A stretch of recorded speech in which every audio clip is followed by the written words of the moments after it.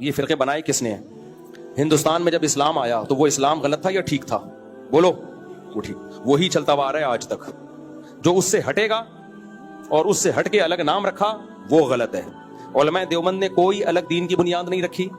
جو اسلام دنیا میں جب آیا بر صغیر میں, انڈیا, پاکستان, افغانستان, پورے علاقے میں صحابہ تابعین لے کر آئے, ہم آج تک اسی کو فالو کر رہے ہیں. وہ 20 رکعت تراویح لے کر آئے, وہ عبداللہ بن مسعود کا فقہ لے کر آئے تھے, لہذا اس میں رفع الیدین عبداللہ بن مسعود کی رائے یہ تھی کہ نہ کیا جائے.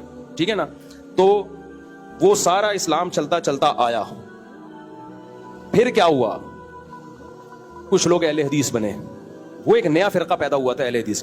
تبھی اہل حدیثوں کے پیج پہ اپنی پہلی مسجد کی تصویر بھی شائع ہوتی ہے, خود اہل حدیثوں کے پیج پہ, کہ ہندوستان میں ہماری پہلی مسجد.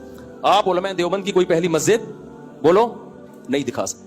پھر احمد رضا خان بریلوی آئے, انہوں نے بہت سارے مسئلوں میں علماء سے, اس وقت کے ہندوستان کے علماء سے, اس وقت یہ دیوبندی بریلوی لفظ مشہور نہیں تھا, ان میں بہت سارے مسائل سے انہوں نے اختلاف کیا, بہت سارے مسائل میں, اور جو بھی پھر ان کے ماننے والے کر رہے ہیں.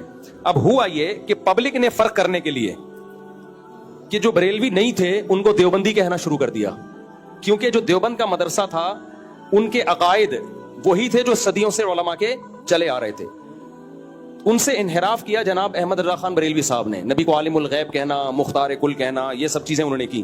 تو فرق کرنے کے لیے لوگوں نے ان کو بریلوی کہا, اور جو ان عقیدوں کے حامل نہیں تھے ان کو دیوبندی کہا, چاہے وہ دیوبند سے نہ بھی ہوں.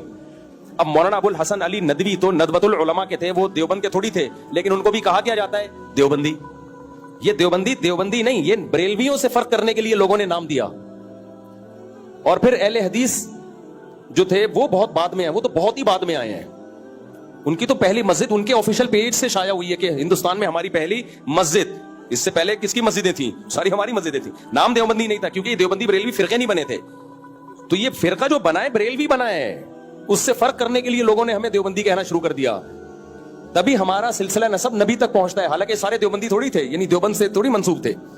تو وہ جو صدیوں پہلے اسلام آیا تھا ہم اب تک اسی کو فالو کر رہے ہیں. وہ فقہ حنفی ہی آیا تھا, ہم اسی کو فالو کر رہے ہیں. تو ہمارے علاوہ جو ہیں وہ نئے نئے نکلے ہیں ہم میں سے, ہم اسی پر ہیں جو صدیوں سے اسلام چلا آ رہا ہے. سمجھتے ہو کہ نہیں سمجھتے؟ جو صدیوں سے چلا آ رہا ہے بر صغیر میں جو اسلام آیا, صرف بر صغیر میں نہیں, افغانستان میں بھی, ازبکستان میں بھی, تاجکستان میں بھی, بخارا میں بھی. امام بخاری کا وطن بخارا, اس میں بھی میجورٹی حنفیوں کی ہے. امام بخاری کے اپنے وطن میں بھی جو اسلام آیا وہ تو امام بخاری سے پہلے آیا نا, تو وہ کیا تھا؟ وہ بھی فقہ حنفی تھا. تو ہم تو بھائی اسی اسلام کو فالو کر رہے ہیں جو صدیوں سے آیا. اہل حدیث کہتے ہیں جب فقہ حنفی نہیں تھا تو کون سا اسلام آیا؟ ہم وہ والا اسلام فالو کر رہے ہیں جب فقہ حنفی نہیں تھا تو جو اسلام تھا. بھائی جب فقہ حنفی نہیں تھا تو بھی یہی اسلام تھا جو ہم فالو کر رہے ہیں. مرتب نہیں تھا, جب مرتب ہو گیا, ریٹن فارم میں آ گیا, تو جو مرتب ابو حنیفہ کے شاگردوں نے کیا اس کو فقہ حنفی کہا جانے لگا. یہ ایسا ہی ہے جیسے کوئی کہے میں بخاری کی حدیث نہیں مانتا, اس حدیث کو مانتا ہوں جو بخاری سے پہلے تھی. بھائی حدیث وہی تھی جو امام بخاری کی ہے. نام بخاری کا اس لیے دیا کہ اس کا مرتب کس نے کیا, اس کو امام بخاری نے. تو یہ حنفی شافعی یہ تو نبی صلی اللہ علیہ وسلم ہی کی طرف منسوب ہیں, لیکن ترتیب کسی اور نے دیا ہے ان کو, بعد والے لوگوں نے, اس لیے ان کی نسبت ان کی طرف کر دی ہے. یہ ایسا ہی ہے جیسے کوئی کہے میں مصحف عثمانی کو نہیں مانتا کیونکہ حضرت عثمان کے دور میں لکھا گیا ہے, میں اس قرآن کو مانتا ہوں جو عثمان سے پہلے تھا. بے وقوف ہوگا نا ایک نمبر کا. اور بھائی جو حضرت عثمان سے پہلے تھا اسی کو مرتب حضرت عثمان نے کروایا, تو نسبت کس کی طرف کر دی ہے؟ حضرت عثمان کی طرف نسبت کر دی. تو بھائی ہم تو وہی اسلام فالو کر رہے ہیں, صحابہ تابعین سے چل کے پوری دنیا میں پھیلا, ملیشیا میں, انڈونیشیا میں. فقہی لحاظ سے فرق تھا, وہ فقہی اختلاف تو صحابہ میں بھی تھا.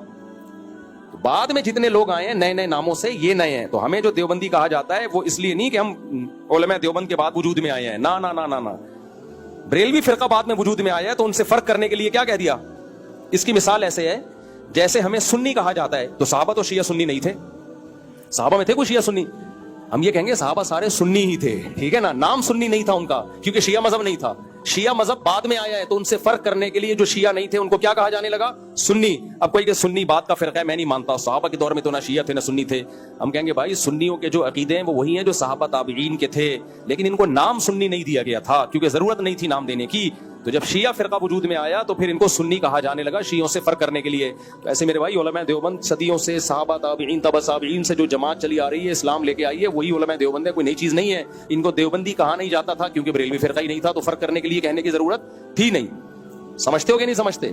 تو یہ جتنے بھی ہمیں کہتے ہیں نا یہ دیوبندی فرقہ اور فلانا فرقہ, آپ ان کی تہ میں جاؤ گے یہ سب بعد کی پیداوار ہیں, یہ سب بعد میں پیدا ہوئے ہیں.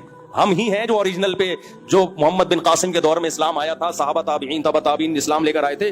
ہمارے باپ دادے شروع سے سینہ بسینہ تواتر کے ساتھ اسی کو لے کے چل رہے ہیں. ہاں اس میں کچھ غلط چیزیں ایڈ ہوتی رہی ہیں, میں نہیں کہہ رہا وہ سارے دودھ کے دھلے میں, جو غلط چیزیں ایڈ ہوتی رہی ہیں تو ان کو نئے فرقوں نے نہیں نکالا, وہ انہی کے اندر علماء نے نکالا ہے ان کو.